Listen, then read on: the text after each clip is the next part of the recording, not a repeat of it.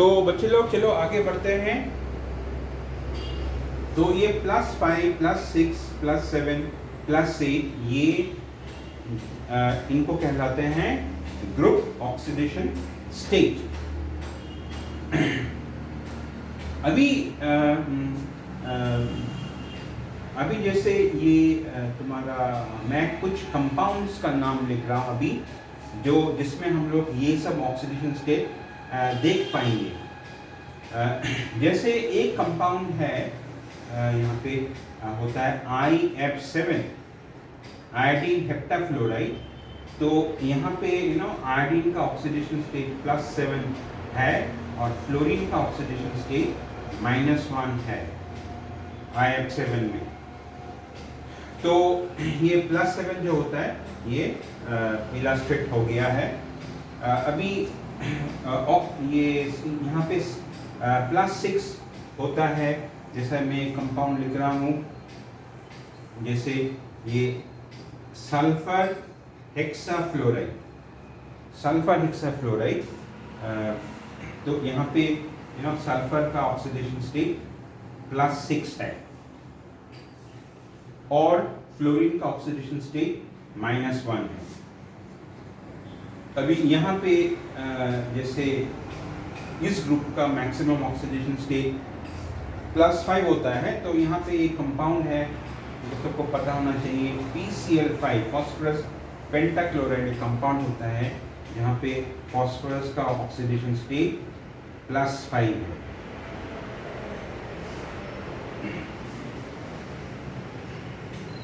अभी यहाँ पे भी एक मैं कंपाउंड लिख रहा हूँ जहाँ पे इनका ऑक्सीडेशन स्टेट +8 दिखाई देगा। जैसे एक कंपाउंड है ज़ेनॉन का HCO,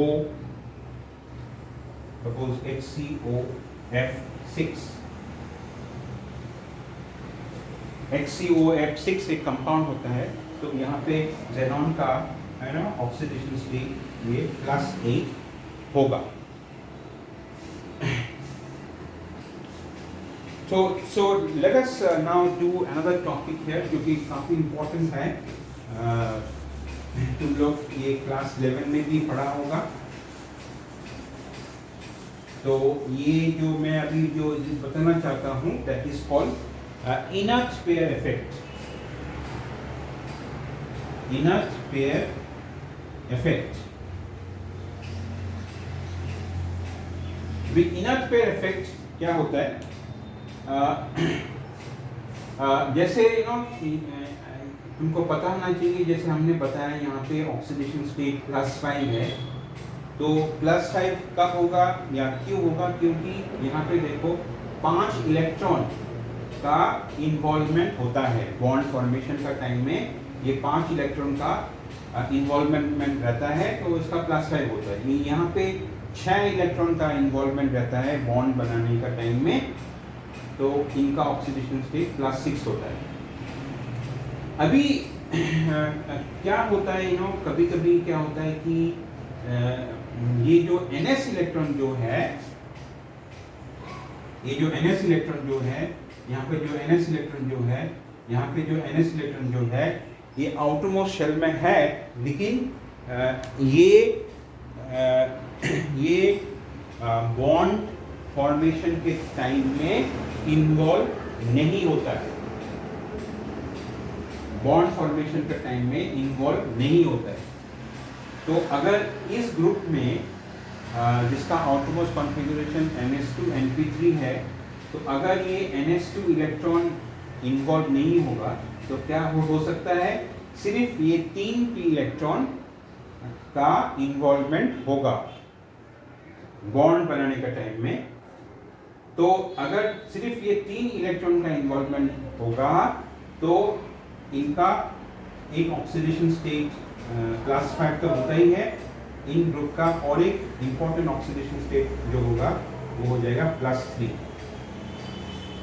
तो ये ग्रुप एलिमेंट का एक होता है +5 और एक हो जाएगा +3 भी हो जाएगा। +3 कब होगा?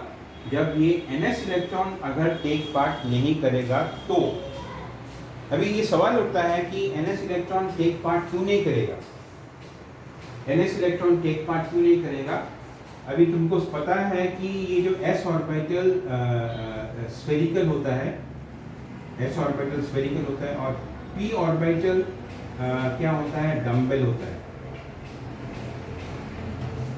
s ऑर्बिटल स्फेरिकल होता है, p ऑर्बिटल डम्बल होता है।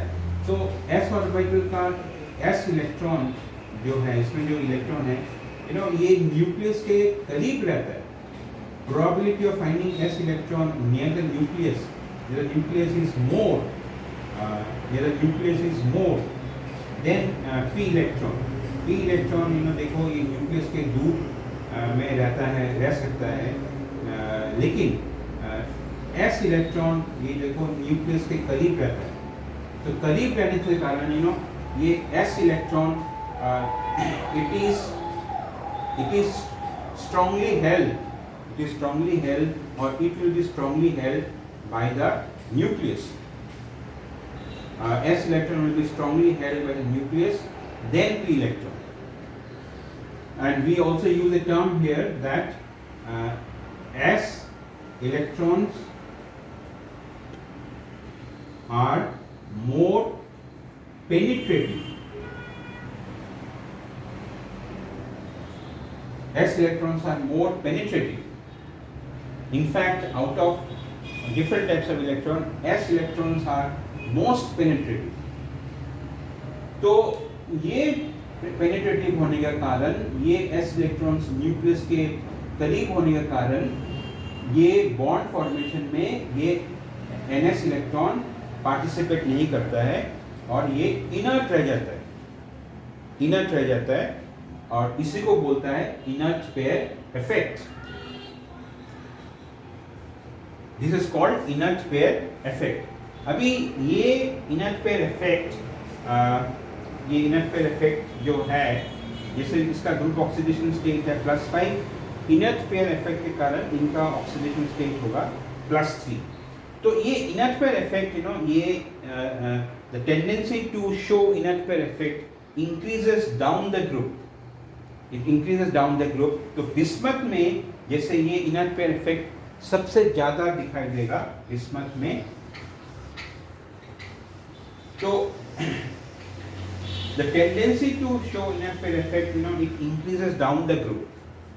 ये ऐसा क्यों होता है, क्योंकि यहाँ पे देखो, यहाँ बिस्मथ न्यूक्लियस का न्यूक्लियर चार्ज है +83, एंटीमोनी न्यूक्लियस का न्यूक्लियर चार्ज है +51, इसका न्यूक्लियर चार्ज है +33। So you see, as we go down the group, nuclear charge increases. So what will happen is this NS electron will be more and more tightly held by the nucleus and more strongly held by the nucleus, and inert pair effect will increase.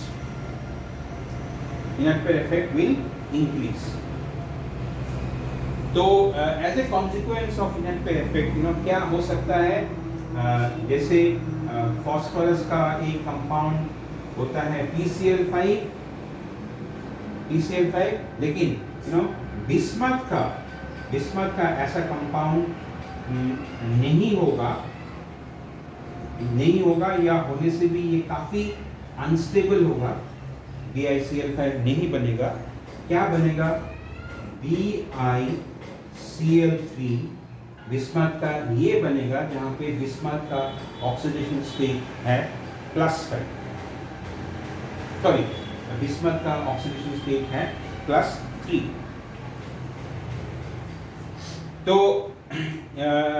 तो हमने क्या देखा कि they have group oxidation state +5, but because of inert pair effect they will have oxidation state of +3। तो यहाँ पे group oxidation state +6 होता है, लेकिन इनर्ट पेयर इफेक्ट के कारण they will have oxidation state of +4, दो कम। यहाँ पे भी इनर्ट पेयर इफेक्ट के कारण ये ग्रुप एलिमेंट्स का oxidation state normally group oxidation state +7 होता है, तो इनर्ट पेयर के इफेक्ट के कारण इनका हो जाएगा +5। सो बच्चे लोग आज हम लोग यहाँ तक ही करेंगे। नेक्स्ट वीडियो में पी ब्लॉक चैप्टर के और भी बाकी चीज़ हम लोग डिस्कस करेंगे। तब तक के लिए बाय बाय, गुड नाइट।